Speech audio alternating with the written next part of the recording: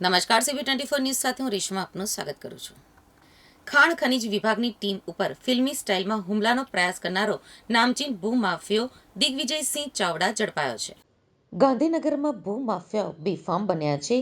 ગત 2 ફેબ્રુઆરીના રોજ ભૂમાફિયાઓએ ખાણ ખનીજ વિભાગની એક ટીમ ઉપર ફરજ દરમિયાન હુમલો કર્યો હતો.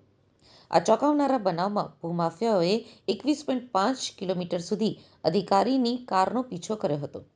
આ બનાવમાં સંડોવાયેલા નામચીન ભૂમાફિયા દિગ્વિજયસિંહ ચાવડા પોલીસના હાથે ઝડપાઈ ગયો છે. આ ઘટનામાં ગત 2 ફેબ્રુઆરીના રોજ માણસાના પુન્દ્રા ગામ પાસે તપાસ કરીને પરત ફરી રહેલી ખાણ ખનીજ વિભાગની ટીમ ઉપર હિંસક હુમલો કરવાની કોશિશ થઈ હતી. કાળા કાચ સાથે અને કોઈ નંબર પ્લેટ વગરની 4 કારમાં રહેલા ભૂમાફિયાઓએ ખાણ ખનીજ ટીમની કારનો 21.5 કિલોમીટર સુધી પીછો કર્યો હતો. આ ભૂમાફિયાઓએ અધિકારીની કારને રીતસર ઘેરી લીધી હતી અને ફિલ્મી સ્ટાઇલથી હુમલો કર્યો હતો. મહિલા અધિકારીએ હુમલાનો વિડીયો પણ બનાવ્યો હતો અને તત્કાળ 112 હેલ્પલાઇન ઉપર તાત્કાલિક મદદ માટે કોલ કર્યો હતો. માણસા પોલીસે ભૂમાફિયાઓ સામે ગુનો નોંધ્યો છે અને વધુ તપાસ બાદ વરસોડા ગામના ભૂમાફિયા દિગ્વિજયસિંહ ચાવડાની ધરપકડ કરવામાં આવી છે.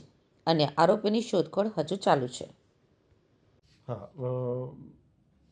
માણસા ખાતે પુન્દ્રા ખાતે જીઓલોજીકલ વિભાગના માઇન સુપરવાઇઝર એમની કામગીરી દરમિયાન તેઓ પરત ગાંધીનગર તરફ જઈ રહેલા હતા.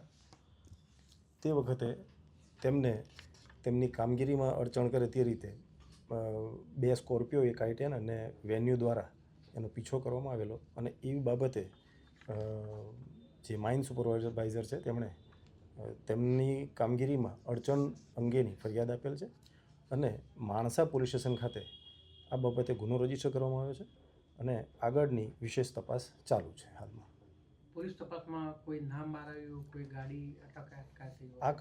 આ કામે મૂળ જે આરોપી છે દિગ્વિજયસિંહ ચાવડા એને એરેસ્ટ કરવામાં આવેલા છે અને અન્ય આરોપીઓની પૂછપરછ ચાલુ છે.